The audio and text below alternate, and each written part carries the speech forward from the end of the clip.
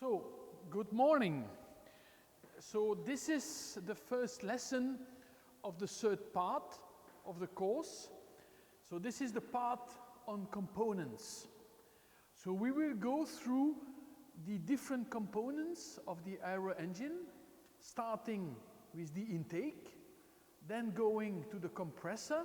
Of course, compressors, we have already discussed that a lot in courses of turbomachinery. And then we will move to the combustion chamber, something that we have not really studied in any course. Of course, combustion chambers burning liquid fuel, what is specific of aircraft engines. And then we will move finally to the turbines.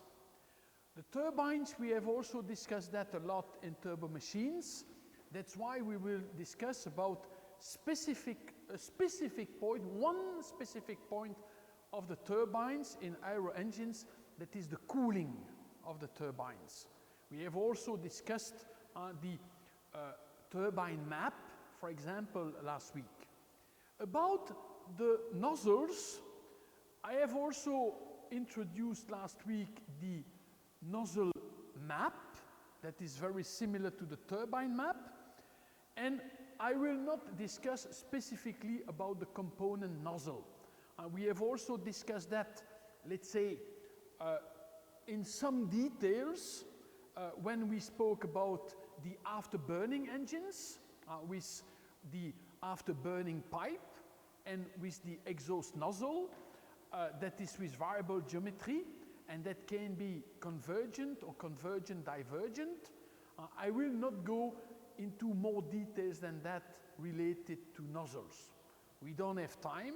And so I will go through, let's say, 4 components, 2 that we have already, let's say, approached in other courses, compressors and turbines, and 2 that we have not really discussed in any course, that are the combustion chambers, related, for example, to the emissions. And today we start with the intakes, also something that has not been really discussed by anybody else and also not so much in this course. Because what have we said until now related to intakes? We said one thing. So we have the compressor phase that we have called the section A1. And so entering here inside the compressor, we have M dot or M dot P. So if you have a turbofan or a turbojet. And we have put in front of that an intake. That was always in our drawings something like this, a divergent, as we said. So what's happening in a divergent? So the section is increasing. This is a subsonic divergent. So the Mach number is decreasing, the speed is decreasing, the static pressure is increasing, the static temperature is increasing, the total temperature is constant, and the total pressure is slightly decreasing. And we have indeed introduced, related to that, one feature, one characteristic of the intake, which is the ram recovery. Some people are also introducing what they call the isentropic efficiency of the intake, eta isentropic ram or intake. I will not discuss that. It's very similar to the ram recovery. Not the same definition, but the values are very similar. And we have introduced the ram recovery as PT1 divided by PT0. And 0 was this section. When we introduced this section 0, we have not been, let's say, very clear. What was that exactly? We said, okay, this is the entrance of the intake without going into many details. This is certainly something that we will need to clarify in this aspect of intakes. And we will see that there are in fact two sections to be defined. So this section 0 is something that we will, let's say, not so much use in the real study of the air intakes, even sometimes maybe in the symbology this index 0 will be present.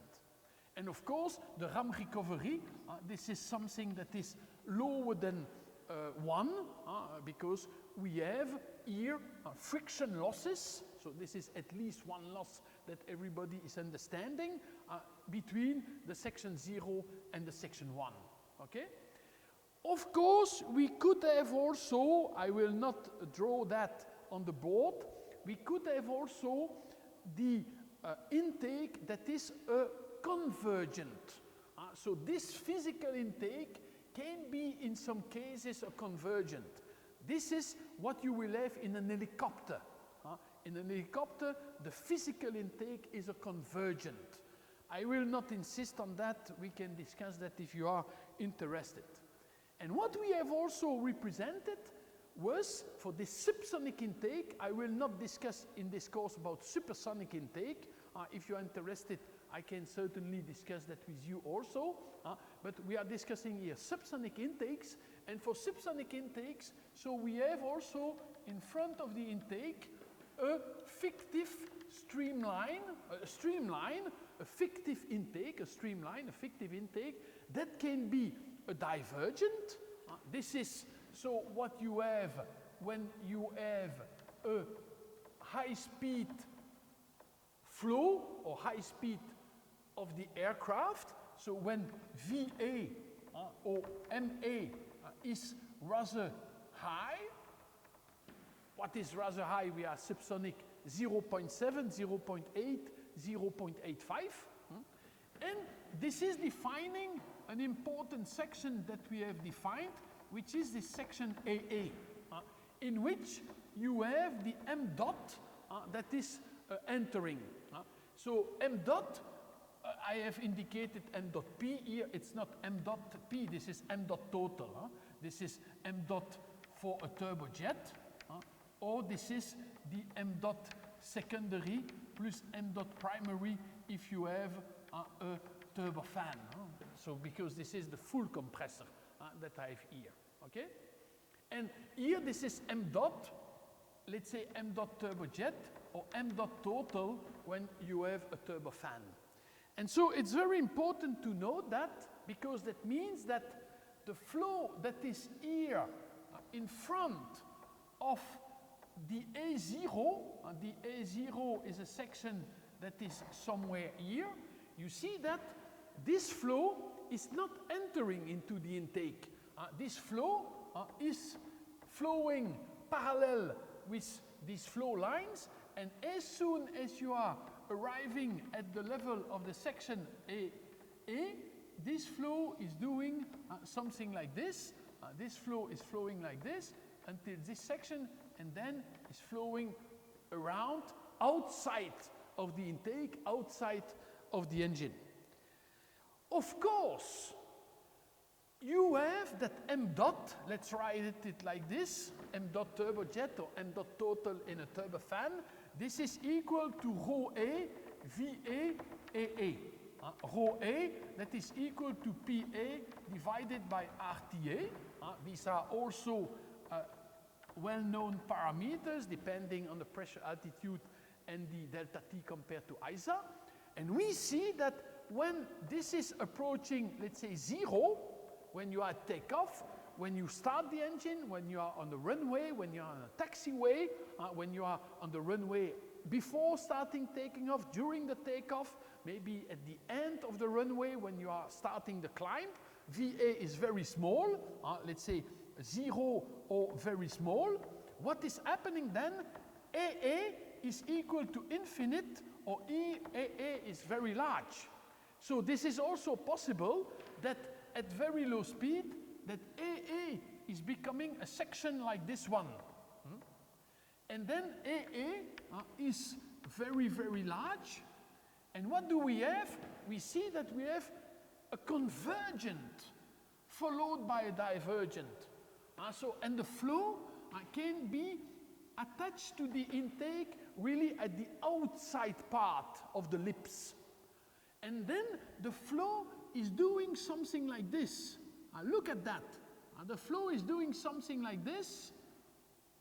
So contouring, going around the blunt, we say that, the blunt lip that you have there around.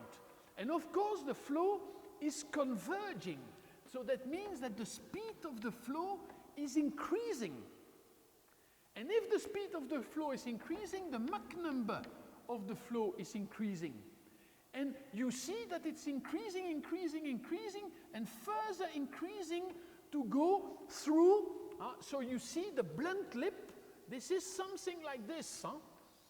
So the blunt lip is something like this. So the flow is attached there, and the flow is going into something like this. And you see that we must be very careful with the geometry of the lip and the geometry of the sections that we are defining.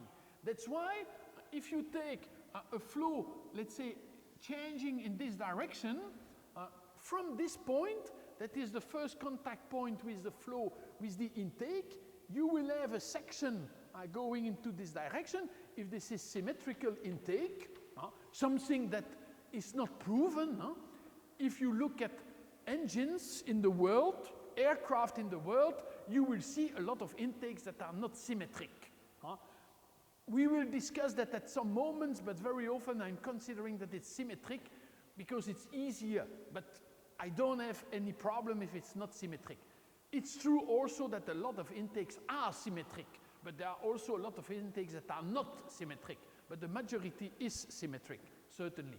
And here we will define this section that was maybe A0 of before. We have never been very clear in the definition of A0, but in order to be clear, what we are calling here this section that was maybe A0 of before without any detail, we will call this section the AI section. AI, this is what is called the highlight area, the highlight area. So you move perpendicular to the speed, and then you join the first point of the blunt lip, and then you have this section, of course, going to the other side. And you have another section, which is this one, 2 times this one. This is what we call the throat area. The throat area, so you see that, in fact, in the intake, there is a throat. And there is a throat also when you have a divergent. Because you see when you have a divergent, so the flow line is like this, you see that the flow is also doing something like this. So in fact, the air intake, it's not, as we said in the past, a divergent. It's in fact always, normally always, a convergent divergent, because always you will have the flow going from the highlight area to the throat, and then going to the section A1 that we have here. And so you see that the geometry of an intake